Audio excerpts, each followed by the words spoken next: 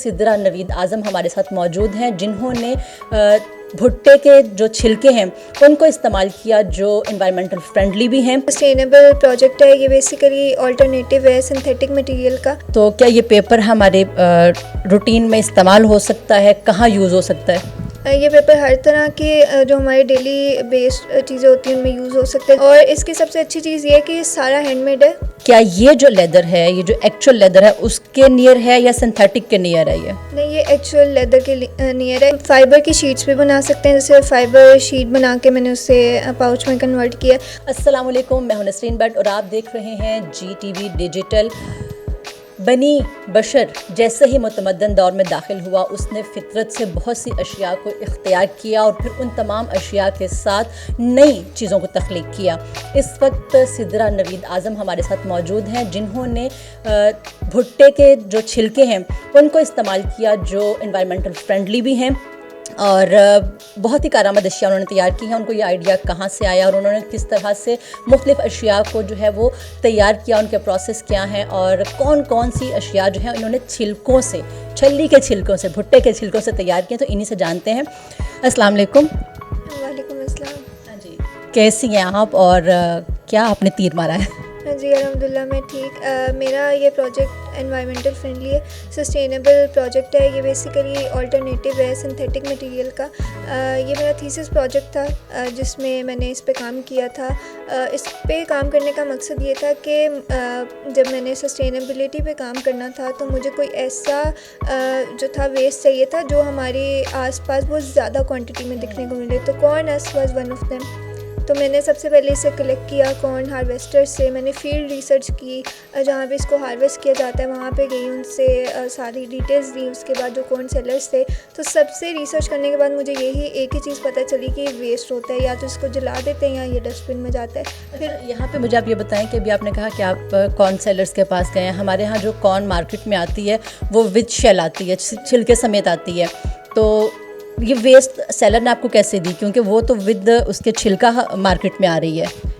जो हमें देखने को मिलता है, जो भुने हुए वो उसके सीड्स देते हैं, और जो इस तरह के जैसे बहुत पठान आपको दिखने को मिलेंगे तो वो, और अक्सर जो हमें सिट्टा वैसे भी मिलता है तो उसके ऊपर से कुछ छिलके उतार के वो अपने पास रखते हैं और हमें कोई एक दो ही देते हैं वो होल्ड करने के लिए, ठीक है, कि ग्रिप हो जाए। तो बाकी वो सारी उन्हीं के पास थी। तो मैंने वेस्ट, और इवन मैंने डस्टबिन से कलेक्ट किए हैं, क्योंकि एक प्रोजेक्ट पे काम करना था तो काम इसी तरह से होता है। और फिर कलेक्ट करने के बाद इसको वॉश किया, फिर इसको सैनिटाइज़ किया, फिर इसको केमिकल प्रोसेस से गुजारा, फ़ाइबर अलग किया। और फ़ाइबर जो था, मेरा मेन पर्पस फ़ाइबर निकालना था।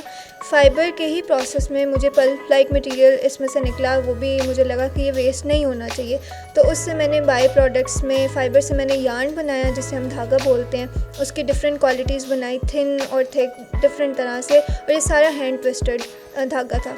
और उसके बाद जो पल्प था उससे मैंने पेपर की डिफरेंट फॉर्म्स बनाई, जो बटर पेपर से लेके और थिक जो कार्डबोर्ड है 1 mm 2 mm थिक तक मैंने इससे शीट्स बनाई। उसमें कोई बाइंडर नहीं डाला। फिर बायोप्लास्टिक बनाया और लेदर की डिफरेंट फॉर्म्स बनाई थी। अच्छा, ये जो अभी आपने पेपर की इतनी सारी अक़साम बता दी हैं, तो क्या ये पेपर हमारे रूटीन में इस्तेमाल हो सकता है, कहाँ यूज़ हो सकता है? ये पेपर हर तरह के जो हमारे डेली बेस्ड चीज़ें होती हैं उनमें यूज़ हो सकता है। जैसे जो बटर पेपर है, जो मार्केट में बटर पेपर है, उसके अल्टरनेटिव का बेस्ट सोल्यूशन है। तो ये जो पेपर आप डिज़ाइन करोगे, क्या इसकी जो प्राइस है वो मार्केट प्राइस से कम होगी? इसकी प्राइस मार्केट प्राइस से कम होगी, और वो इसलिए होगी कि ये जो हमारे पास कॉर्न हस्क है ये फ्री में हमें मिलता है।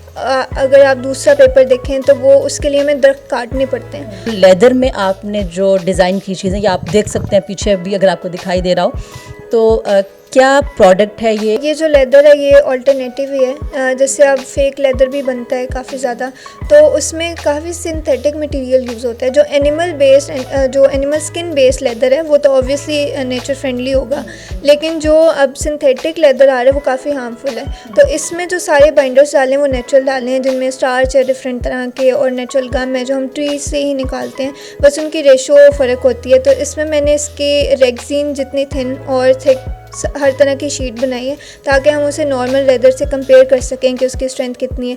और अभी तक हमने जितना चेक किया, जितनी मैंने टेस्टिंग वगैरह करवाई है, उसके हिसाब से इसकी स्ट्रेंथ काफ़ी ज़्यादा है।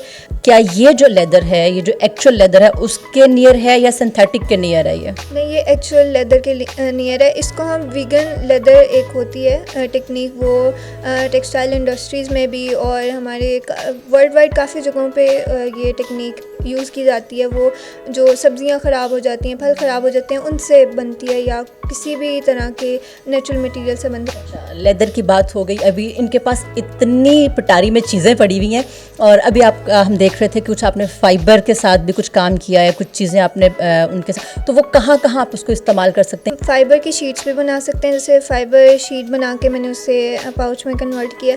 उसके बाद हम फ़ाइबर से ही यार्न बनाते हैं। यार्न जो था, इसमें जो यार्न है, अक्सर लोग ये कंप्लेन करते हैं, जैसे मेरी वीडियोस देखे भी, कि थोड़ा रफ़ है। वो सारा हैंडमेड है और हैंड ट्विस्टेड यार्न, चाहे कॉटन का हो, पॉलिएस्टर का हो, किसी भी मटेरियल का, वो थोड़ा रफ़ होता है।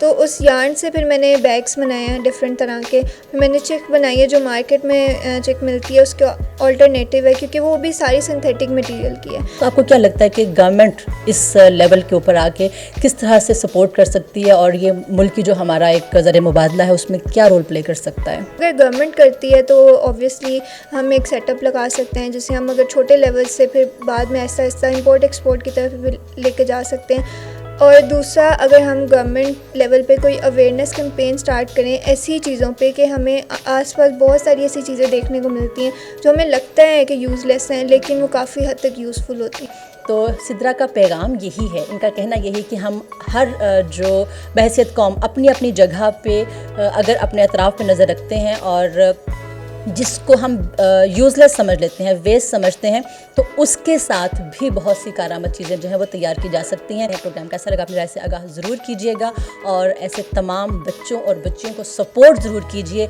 जो पोटेंशियल रखते हैं और कुछ करना चाहते हैं। इजाज़त दीजिए, अल्लाह।